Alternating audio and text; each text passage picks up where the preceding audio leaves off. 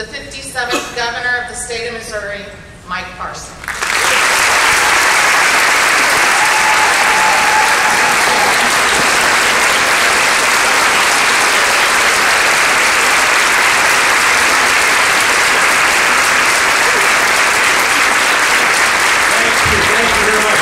Seated. You get up too many more times, somebody's going to leave. Man, it is great to be here, and just an honor to speak to the educators across the state of Missouri. And for me, I'm always a firm believer in you getting, when you're not the proficient guy at the job, sometimes you get people around you that knows what they're doing, and you let them do their job. It's one of the things I've always prided on myself in my career. And I want to tell you one thing as governor. I'm not an expert in your field. That's why you're here today, and why I want to help you be the experts in the field to do what it is you do best.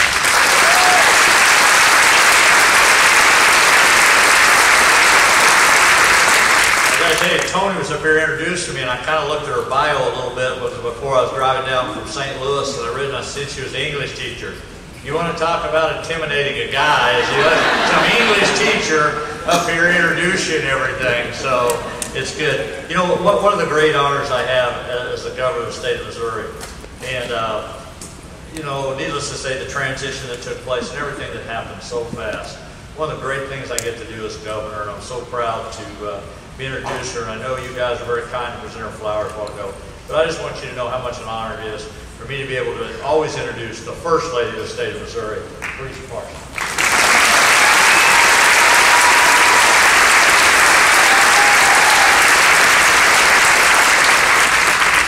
You'll be glad to know I have my speech with me this morning, or this afternoon, so I won't be keeping you long on that. One of the things I want to say thank you, because your organization has supported me a long time ago when you didn't have to support me, when I knew very little, frankly, about what endorsements meant. But over the years I've learned that I have more respect for the MSTA and the education institutions and all the other endorsements. I'm not saying anything bad about anybody else, but I'm here to tell you, I truly believe you are the heart and soul of the education in the state of Missouri.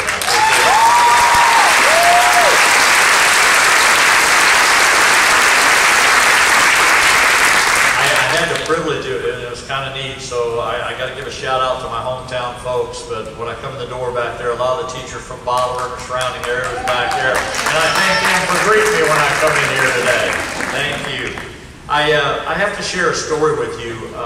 Some of you maybe heard this before, maybe you haven't, but a few years back, when I was a senator, I was at the state capitol, and we'd been up, well, I think we left the Capitol at 4 or 5 o'clock in the morning. We'd been in session late, and we left. And I had to be back the next morning at 7:30 for an event that I had to go to that I didn't committed to, so I come back into the Capitol.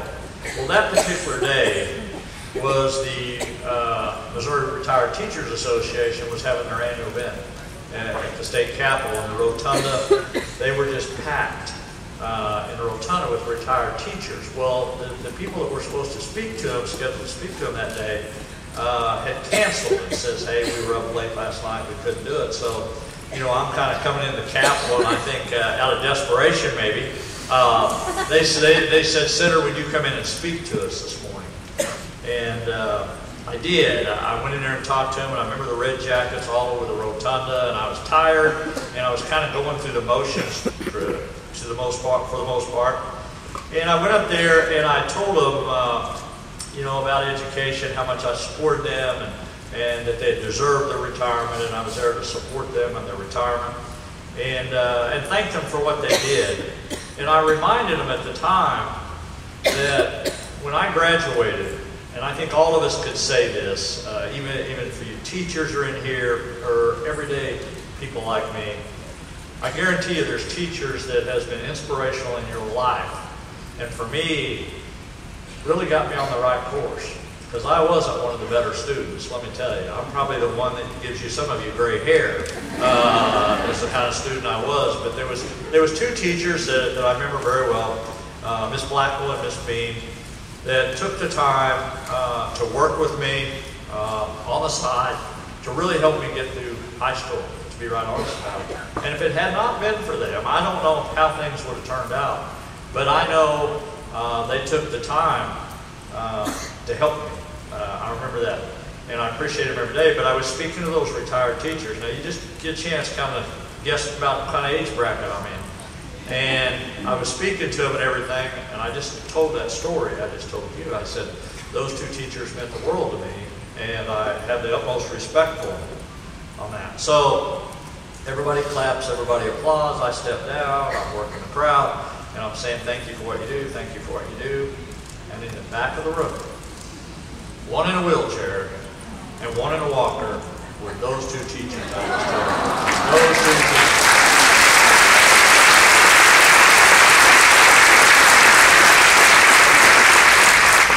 That was probably one, if not the most, emotional point in my total career as a servant, as a public servant being in Jeff City, was the day I seen those two back there. I thought I was in trouble when I first seen them.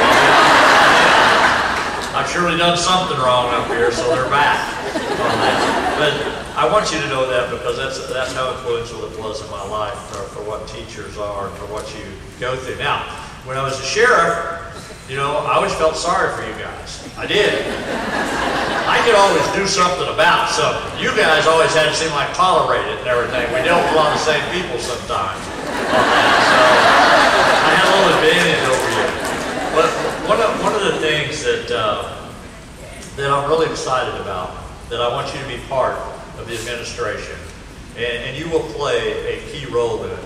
But one of the things I really focused on since I became governor is workforce development. That's really important to me, how we develop workforce development, and how the education system can be a partner in that. So a long time, government seems like they're doing their separate little thing. The education folks are doing theirs, the private sector, same way, doing their own private things. And I think there's a real opportunity for us to really join forces to really change the landscape of the state of Missouri. And I truly believe that. But it's going to take us all partnering together to do some things. And what I have learned is, as I've crossed the state of Missouri, there's a huge job shortage almost in every arena in the state of Missouri. When it comes to, I mean, we got, companies are doing well now, things are looking good, unemployment rate's the lowest it's ever been. Well, the lowest it's been in 18 years. And a lot of good things are happening. But as I go around the state and meet with major corporations and companies, you know, they're really looking for people to go to work. And I'm trying to figure out, how do I meet the needs of those companies, and how do I meet the needs of the future for the next generations to be prepared for the workforce? And the only way I can do that is partner with you to try to figure out how can we do that better.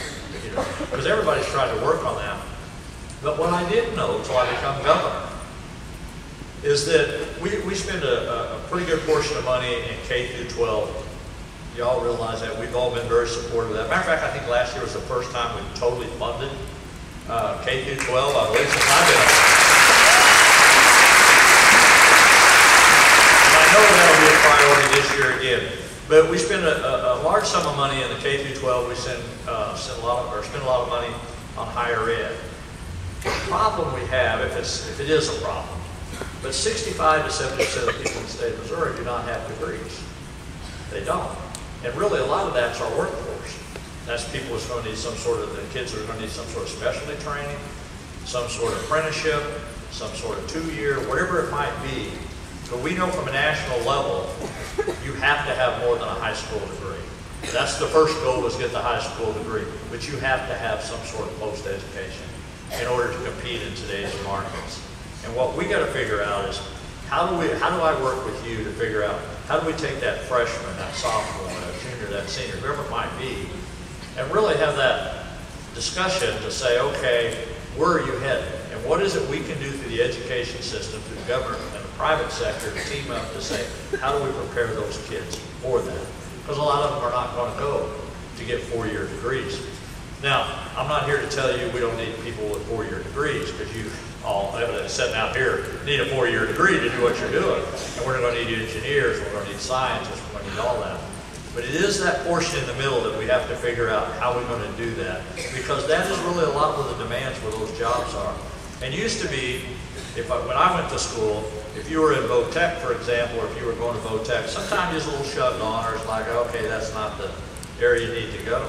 But in today's market, those jobs now are high-paying jobs. Those are $60,000, $70,000, $80,000 jobs.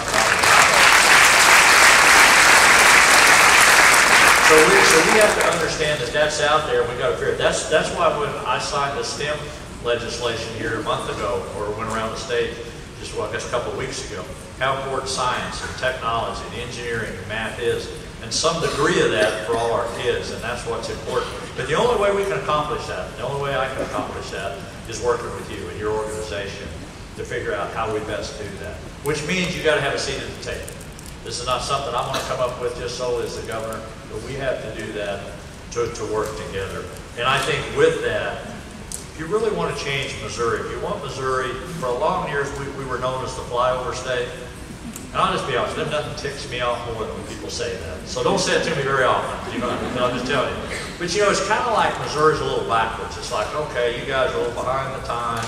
You know, you don't quite fit with the East and West Coast crowds, and there's some good things about that, too.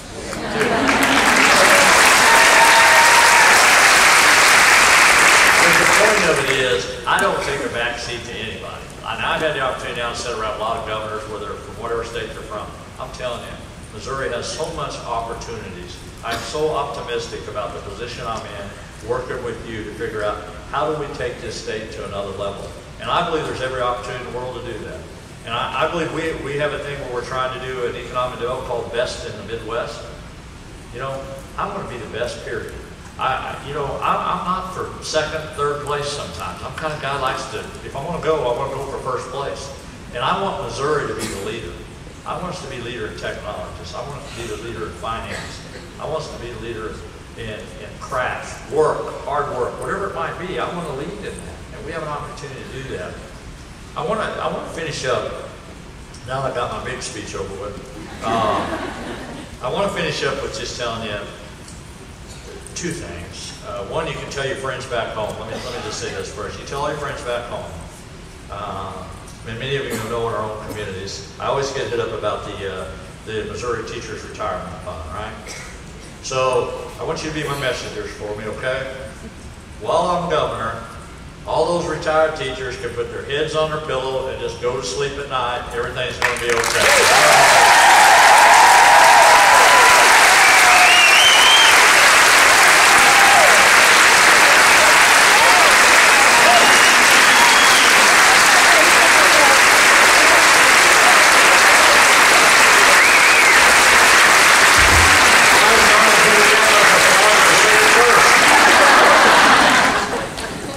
Look, the public education systems in our state, sometimes we have people that have concerns and try to figure out how we change things drastically. But listen, day in and day out, you people that are here today are getting it done. You're getting it done. We got good kids out there. We got good opportunities. And like I said before, we just figure out how we do things better sometimes. You got to change. As much as, you know, you get to be my bracket, sometimes change scares you to death, but the reality of it, change is good for all of us sometimes. And I work on that every day. I want to close by just saying this. Veterans Day is coming up just here in a couple of days, and I spoke at a veterans event this morning, and why I think that's relevant to you as teachers today, why I want to talk to you about that in closing. You know, when I graduated from high school in a little town, Wheatland, Missouri, a town of 356 people, give you an idea how little that was. You know what? The two things that I remember at the time was there was two flags that flew in that little town. One was over the post office and one was the school. And we said the Pledge of Allegiance every morning. That's just how we started school out. That's just the way it is.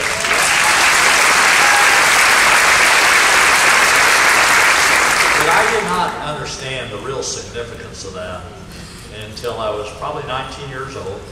And I put on the uniform of the United States Army. And once I served my country,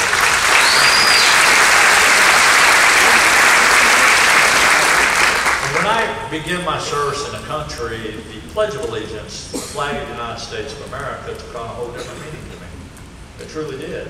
And what I started realizing as I got a few years into the Army and got a little older, I realized what was really important was not so much me wearing the uniform, although that definitely has its part as veterans, but it was more important about what people had done before me.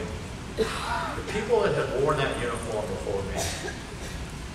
And I thought that for a long time, and I thought what an honor it was to be wearing that uniform.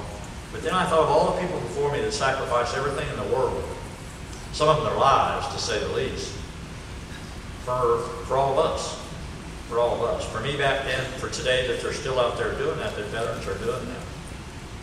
And when I put that in really perspective of my own life, and for most of you that are here today, the only reason we are here today, in the positions that we are in, is because what people had done before us. I can make the case for the veterans of this country that stood up for this country and really fought for basic fundamental things: Constitution, Bill of Rights, Declaration of Independence. And that has been passed down from generation to generation. And the only reason we're here today is because of what all those people have done, what people have fought for to give us those rights. And I will take that one step further. The only reason you're here today is because what your dad and mom's done for you.